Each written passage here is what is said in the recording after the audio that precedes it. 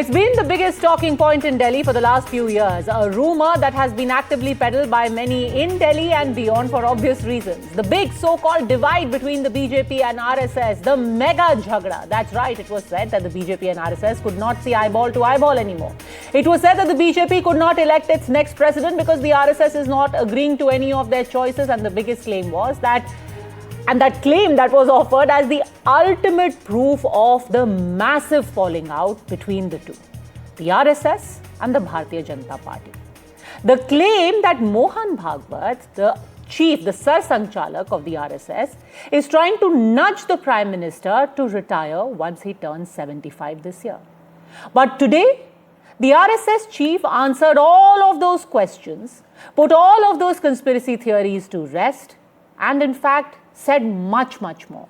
But if there's one thing that was amply clear, if there was one message that cannot go unnoticed, is that when it comes to the RSS and the BJP, maybe there can be manbhed. Maybe there can be a difference of opinion, but there is certainly no falling out. There is certainly no matbhed. Listen in. We are having good coordination with every government, not only this one. The state governments as well as central government. But there are systems which have some internal contradictions. तो मतभेद के मुद्दे क्या है? मतभेद के कोई मुद्दे नहीं होते, इश्यूज में मतभेद होता है, सबका होता है. हमारे यहाँ मतभेद के विचार कुछ हो सकते हैं, मनभेद बिल्कुल नहीं है. और एक दूसरे पर विश्वास है कि जो प्रयत्न कर रहे हैं वो प्रामाणिकता से कर रहे हैं, निस्वार्थ बुद्धि से कर रहे हैं, और सब कुछ संघ तय करता है, ये पूर्णतः गलत बात है. ये हो ही नहीं सकता. परंतु डिसीजन तो उस फील्ड में उनका है, इस फील्ड में हमारा है. इसलिए हम तय नहीं करते. हम तय करते इतना समय लगता क्या? हम नहीं करते, हमको करना नहीं है. Take your time. Sangh we स्वयं सेवक्स, we are given a job, whether we want it or not. So if I am 80 years old and Sangh will tell me go run a shaka, I will have to go. I cannot say I have completed 75 years, I want to enjoy the retirement benefits. No, there is no benefit in Sangh. Okay, so it was a long speech. Remember, with the Sangh turning, the RSS turning 100 this year, it is quite clear that they want to set the record straight. Every conspiracy theory, every myth that was propagated about them, about their history, about what they stand for, was clarified today by Mohan Bhagwat in no uncertain terms. But the one thing that is going to be politically most relevant, especially over the next 4 years and going into election season now, is the clearing of the air when it comes to this so-called fight between the two. So let's address each one of these issues one by one and tell you what the Sar Sanchalak said about it. Myth number one that you will have heard very frequently in the recent past. After the 2024 Lok Sabha elections, it was said that the RSS simply cannot see eye to eye with the BJP, that the RSS, some people even said, worked to defeat the BJP, to ensure that the BJP could get nowhere close to the majority mark, and that they are working at cross purposes. What did Mohan Bhagwat say about it? He in fact said we have a very good coordination, not just with the centre, not just with one government, but with every government. He then went on to say that it's only through struggle that progress happens. There is no quarrel anywhere. Unequivocal words. No quarrel anywhere. He in fact said that there could be a struggle, because through struggle only progress happens. If you want to get anywhere in life, you have to struggle. So there may be struggle, but there is no quarrel, because our goal, that is of the BJP and the RSS, is the same. There may be matbhed, but there is no mandate. Let me take this across to the guests. Joining us now, we have Dr. Anand Ranganathan, author, Sameer Chaugankar, senior journalist, Sanjay Jha, political analyst, and political analyst Ashutosh will also be joining us in a bit, along with Pradeep Bhandari of the BJP. But Sameer ji, I want to ask you first. This is going to leave a lot of people very, very heartbroken. Look at Sanjay Jha. He's already looking very, very somber, because if there's one thing that they were counting on, is that the RSS is going to do some vote chori from the BJP. That's clearly not happening. Definitely, Padmaja, and if you see the Sangh Pramukh Mohan Bhagwat's speech from last 3 days, 26, 27, and today 28, today he answered all the questions what people wants to know from him. He clearly explained all the issues, whether it is related with the family, whether the issue related with the society, whether the issue related with the political party or BJP or caste census or conversion. Any questions arising, Sangh Pramukh answered all the questions very smartly and perfectly. I wanted to clear one thing that Sangh Pramukh tells 5 things very important. Panch Parivartan, we are focusing on Panch Parivartan this year, from coming year, and that is called the Samajic Samarastha, the social harmony. Then Kutum Prabodhan, then the family education, then Paryavaran, then environment, Swadeshi, the indigenous, and then Nagrik Karta, civic sense. So in these 5 topics, they include society and even all the political parties. So I think some people wanted to know about the BJP and RSS, what is going on between RSS and BJP, why from last 1 year, BJP president is not declared by the BJP. Is there anything wrong between RSS and BJP? So Sangh Pramukh clearly tell कि they will decide it. अगर हमारे हाथ में होता तो इतना वक्त नहीं लगता. We clearly said it. अगर हमारे हाथ में होता तो इतना वक्त नहीं लगता. It means the party will decide it, and they clearly told it कि I am expert in running the organization. मैं शाखा लगाने में expert हूँ. If anyone wants to know how to run the shaka, I will tell you perfectly. And the party is perfectly running political party. So they know what to take a decision, when to take a decision. और उन्होंने इस बात का भी बहुत perfectly जवाब दिया कि we are working with every political party, not only with BJP. If Congress wants to work with us, we are ready with them. And in history, we work with the Congress. They gave us 2-3 examples. Pranab Mukherjee famously had gone to the RSS, had been one of the chief guests. But stay with me, Sameerji. Dr. Anand Ranganathan, there can never be smoke without fire. We remember that famous comment of Mr. J.P. Nadda before the 2024 elections, where he said that we are capable of winning elections on our own. Is there something going on behind the scenes? Because let's be honest, this is how Indian families are. We never come out in the open and say, yes, we are fighting like cats and dogs. Outside to our neighbors, we say all is well. So is this putting up a brave front, or was that all conspiracy theory? Good evening, Padmaja, and good evening to my fellow panelists, and great to see you. First of all, congratulations to the RSS on completing 100 years. It's a great achievement, and it is a great organization. Having said that, I feel that it is the tragedy of this country that the RSS and the BJP are not at cross purposes. Because RSS has a role to play, and I believe that there are many mistakes that this government is committing, and RSS, being this overarching umbrella, has to show the way to the BJP. It is very fortunate, the BJP, in that it has the RSS. The Congress has 10 Janpath. Now, course correction is absolutely imperative, and RSS is not doing it. So, unfortunately, they are not at cross purposes. What do I mean by this? And I am a well-wisher of the RSS and the BJP, and I say this without any malice whatsoever. Let me explain. If you go to rss.org and you look at their founding mission, it's very simply put, and it's very beautifully, succinctly put. It says, to protect Hindustan, you have to protect Hinduism. Hindustan cannot survive if Hinduism does not survive. That is the preamble. Now you have to ask, and here I come at the cross purposes.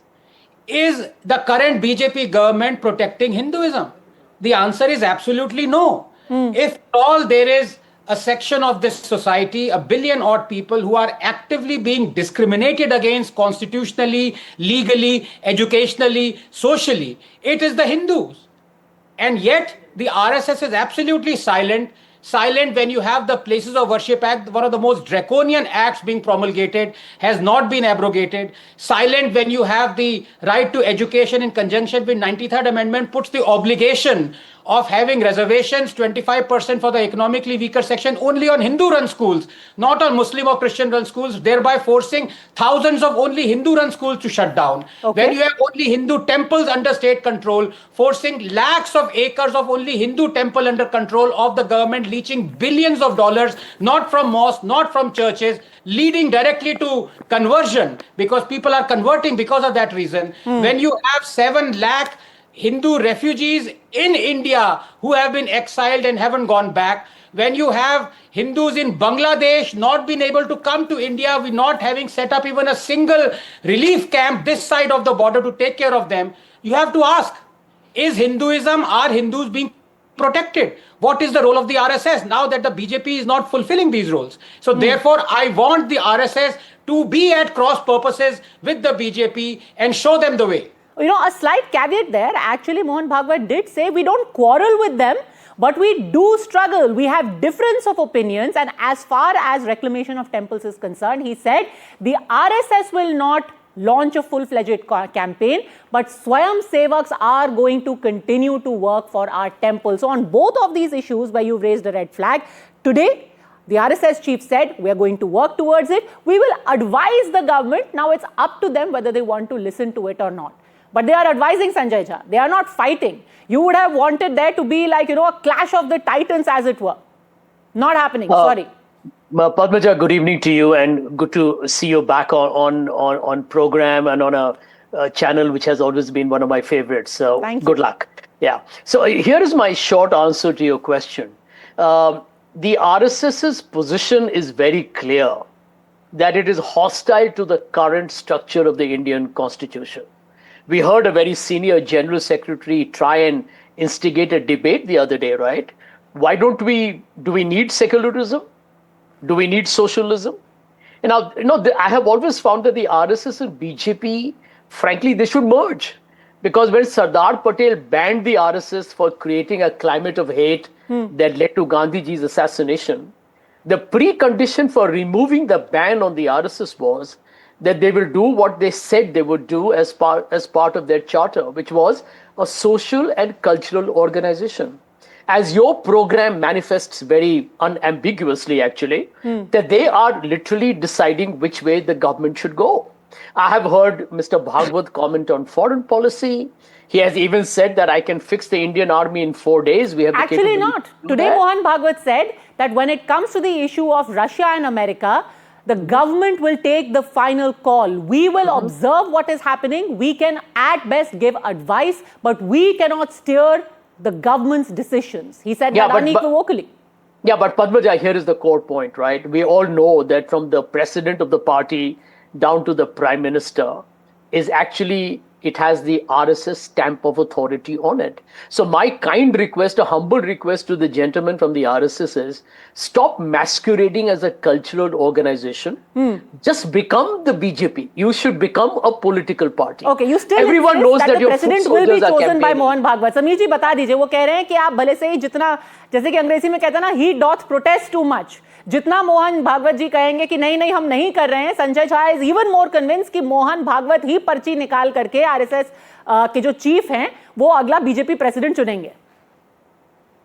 I think, Padmaja, this is absolutely wrong perception regarding the RSS. RSS never done these things in the BJP from 1980 onwards. BJP decided who will be the president of the BJP. लेकिन ठीक है, संघ के बारे में ये opinion रहता है ना. Sanjay Jha is asking about the constitution. So has anything done RSS by constitution? RSS ने कभी संघ के खिलाफ कोई काम किया है क्या? और बताइए, अभी तो सरकार ने पार्लियामेंट में ही सरकार ने भी बोला है कि जो सेकुलर शब्द है, that word will be not removed from the constitution. और सरकार ने पार्लियामेंट के अंदर बहुत स्पष्ट बोला है। तो आई थिंक मोहन भागवत जी के स्पीच में सब कुछ क्लियर था। अननेसेसरी मोहन जी को इन्वॉल्व करना कि RSS will decide everything for the BJP, RSS running the government behind the curtain, RSS taking the all decision of the organization of BJP, and who will become the next president of the BJP, who will be the chief minister of the BJP, who will be the next prime minister after Modi, will be decided by the RSS. I think this is absolutely wrong. And that in fact was the second myth. I will quickly get Ashutosh in also, but we are all agreeing कि RSS और BJP के बीच में कोई झगड़ा नहीं है ना? Sanjay Jha, even you are agreeing there is no fight between the RSS and BJP, right? There is a matbhed, but not. I have no idea what the internecine problems are, and frankly speaking, I'm not even interested. All I want is that the RSS should stop masquerading as a cultural organization. They are literally they are holding the BJP as a puppet on a chain. Okay. Nagpur is the capital of India, Padmaja, not Delhi. Okay, you are saying Nagpur is the capital of India, but that exact myth is something that Mohan Bhagwat also spoke about today. That's myth number 2. Let's talk about it. Where he was asked a question, does the RSS decide the running of the BJP? And what was his reply? He said if we had to decide for the BJP, would it have taken so much time? He also said we decide what is our expertise, which is the running of the Sangh. They know how to run the government. We know how to run the Sangh. Each one of us stays in our lane, and we may offer suggestions for smooth running, but we do not dictate terms. Ashutosh ji, you have joined us a little late. So 2 questions. Is this rumor laid to rest? There is no fight. There is no ego clash between the BJP and RSS. And RSS says we are like railway tracks. We go side by side. We do not get into each other's way. Padmaja, what do you expect that Mr. Mohan Bhagwat will come out openly and say, no, we are fighting with the BJP and we dictate terms to the BJP and the BJP is not listening to me? No, that he will not do. See, the real fact is why a powerful prime minister, I think the most powerful prime minister since Mrs. Gandhi, has not been able to pick the party president for the last 1.5 years. That itself tells the whole story. The fact is that Mr. Narendra Modi would have appointed anybody as a party president. And today, if you look at Mr. JP Nadda, he's holding 3 posts. He's a party president, he's the leader of House in Rajya Sabha, and he's also a cabinet minister. Is he doing justice to the party? No, he's not doing justice. But unfortunately or fortunately, whatever you say, the RSS always maintain that it's a cultural organization. But the fact is, it is not a cultural organization. It is a political organization. And one of the biggest lie, which in my opinion is that RSS should come out openly and say, I am a political organization. What the RSS is doing for the last 100 years, RSS is here for the project Hindu Unity. What is Project Hindu Unity? Is it not a political project? And if you take it as a cultural organization, then tell me which cultural event RSS has organized in the last 100 years? Not even one. So let's not fool ourselves. The fact is that RSS is the government by the RSS. I don't see that the BJP is But in fact, government. Mr. Bhagwat said the opposite. He said if I had my way, if I actually had to decide, the president would have already been made. Why would you have to wait for so long? That's my question is. What for Mr. Narendra Modi is waiting? You remember in 2023 December, when the term was ending, and thought, no, Mr. JP Nadda will continue to the parliament election because parliament election is and the continuity is needed.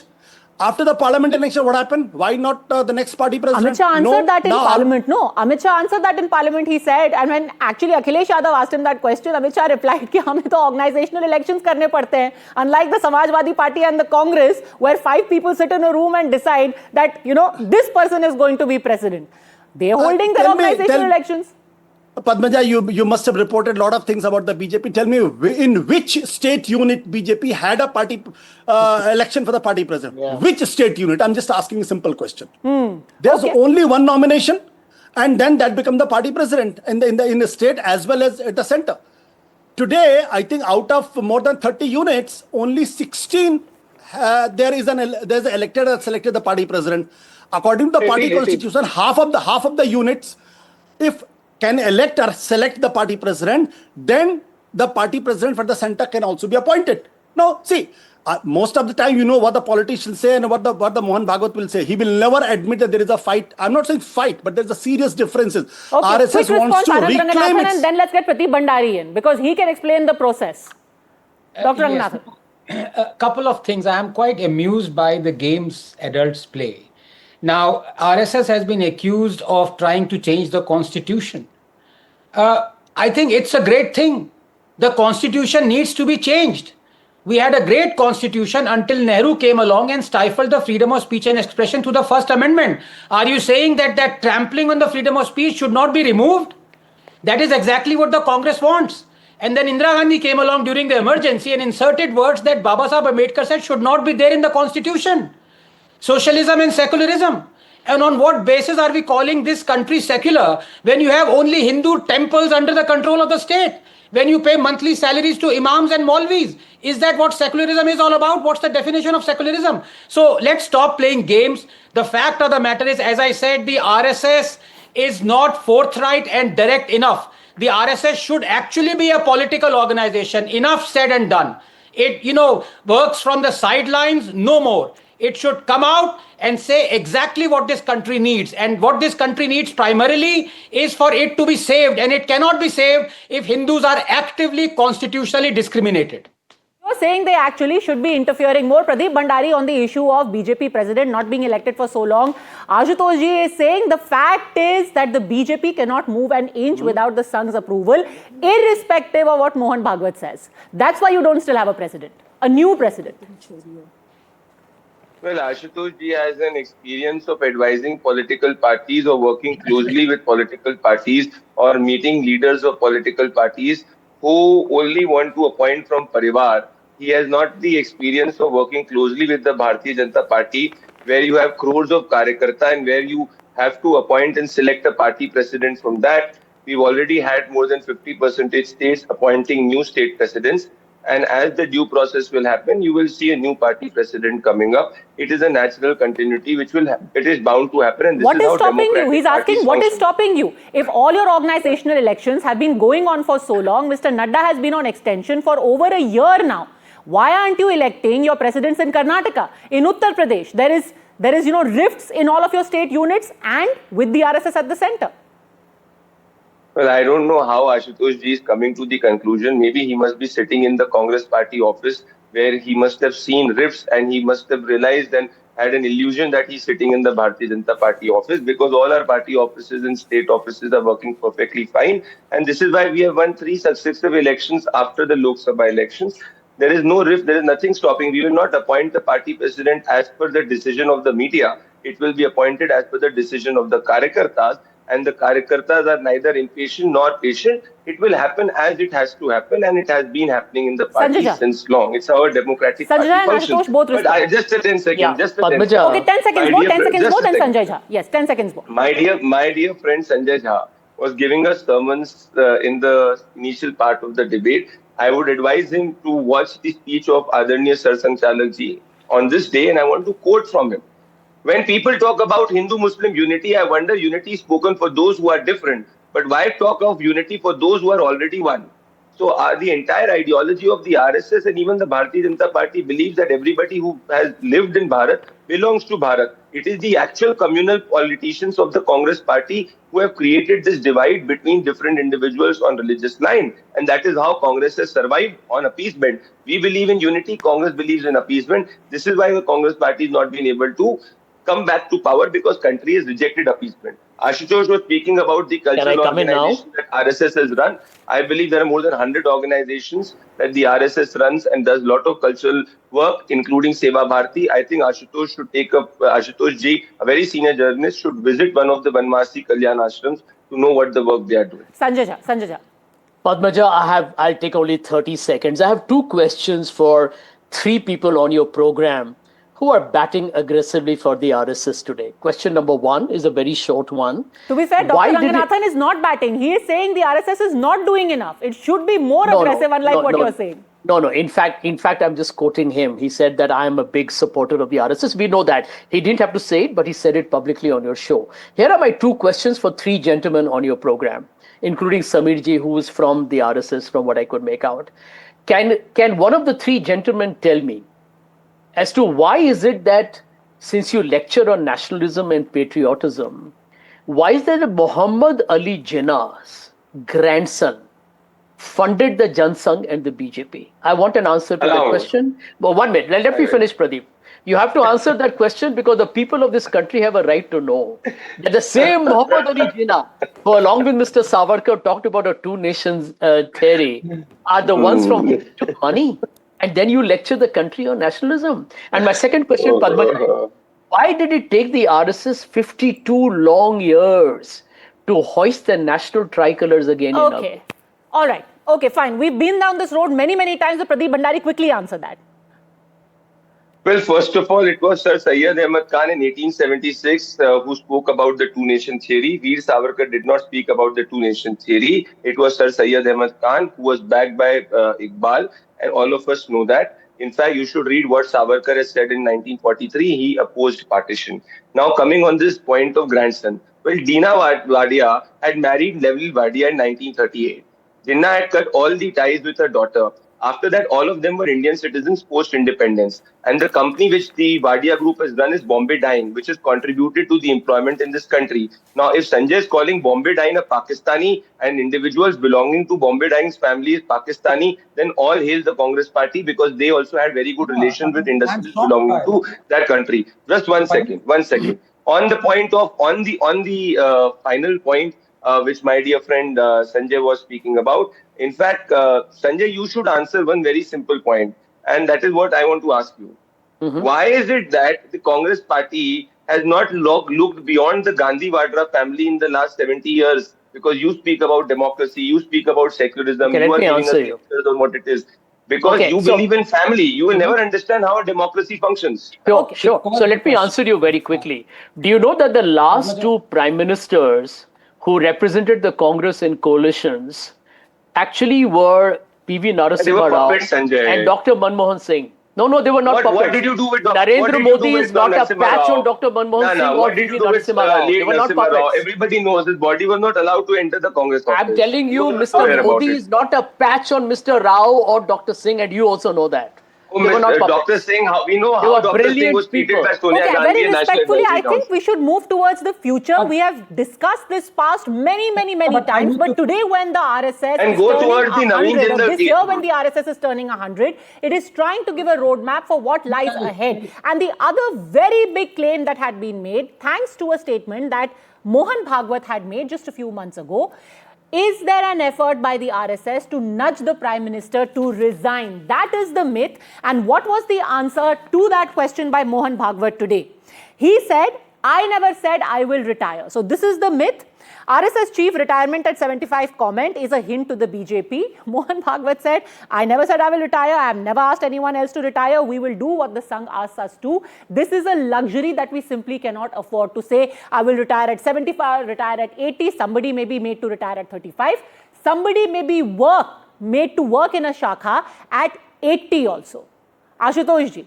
No retirement happening. That entire thing of, he is going to retire himself, he is telling the Prime Minister to retire, that is not happening. He has laid that conspiracy also to rest today. Are you convinced? Say, Padmaja, as a journalist, I've been trained to take every statement by any political party of any political leader with a pinch of salt. And that's why I never believe what Mr. Mohan Bhagwat is saying or Mr. Narendra Modi is saying. I think they will not wash their dirty linen in public. And we will know in these September. Two are very mature. If the Prime Minister stays beyond September, we'll know that it was all conspiracy. See, let's wait September. See, the issue is what just now the BJP spokesperson has said that Savarkar has never talked about the two-nation theory. I think I don't want to contradict him. The fact of the matter is, Mr. Baba Saheb Ambedkar, I think the most authentic voice about these things. He wrote that there is a very strange thing happening in India, that Jinnah and Savarkar both are talking about the two-nation theory. These are the statement of Baba Saheb Ambedkar. I do not know from where they are quoting, whether the WhatsApp University has given something like this. He's quoting from WhatsApp. Statement, no, I did not disturb. Please. Go ahead. I did not disturb. I did not disturb. So, Baba Saheb Ambedkar is equating Jinnah with Savarkar on the issue of two-nation theory, that the both are speaking the same language, both are talking about the two-nation theory. Okay. So, it's something which, let's not demystify history. The fact is that today, BJP has not been able to select the party president for the last 1.5 years. That's a proof enough that the RSS has put his foot down. Either we have a party president who will not be a puppet of Modi Shah. Okay, all protestations will aside, not have any none party of what Mohan president at all. Bhagwat has said has convinced Ashutosh ji. Last 30 seconds, Anand Ranganathan. Last 30 seconds, please. Yeah, no, a couple of points. Number one, the fact of the matter is that it wasn't even Sir Syed Ahmad Khan, the original progenitor of the two-nation theory. It was, in fact, Karl Marx in 1853 in his book, The Eastern Question, where he promulgated the two-nation theory. Savarkar promulgated the two-nation theory after Jinnah, after Sir Syed Ahmad Khan. Secondly, if you're quoting Ambedkar, then the people on this panel should also quote Ambedkar, that he said, unless we have complete population exchange and every Muslim from India goes to Pakistan, we will have continuation of communal strife. So let's not quote Ambedkar selectively. And finally, I am shocked by a member of your panel saying that how come Mr. Wardia is contributing to the RSS. The last I checked, Mr. Wardia was not in any way a proponent of Pakistan like his grandfather might have been. The fact of the matter is, if you go by that logic, would you say Rahul Gandhi is also a Nazi because his grandfather fought alongside the Nazis in Mussolini's army? What kind of logic is that? Okay, I'm going to end it over here because this is an ongoing debate about the RSS, its antecedents, its history, whether it actually believes in the country, the constitution, and the tricolor. Savarkar was not associated with RSS. Savarkar was associated with Hindu Mahasabha. And just by the way, this is not something that the BJP, the RSS is saying now. This is said by Atal Bihari Vajpayee inside the Lok Sabha many years ago. Dattaro Thengri ji, an RSS man. So if Baba Saheb Bhimrao Ambedkar for his elections believed in an RSS man, that tells you exactly what Baba Saheb Bhimrao Ambedkar thought about Nehru and thought about RSS. Okay, I'm going to end it over here. Nathuram Godse was once part of RSS, no sir?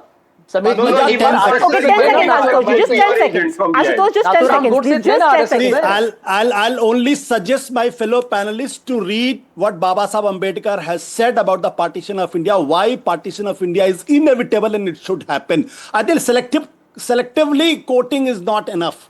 That's a great idea. Actually, one should read the works of Mahatma Gandhi, the works of Baba Saheb Ambedkar, the works of Nehruji, and all of that in entirety. I think all of us may walk away very, very enlightened. It's so much better than discussing history on TV. Actually read that history. Thanks very much, gentlemen.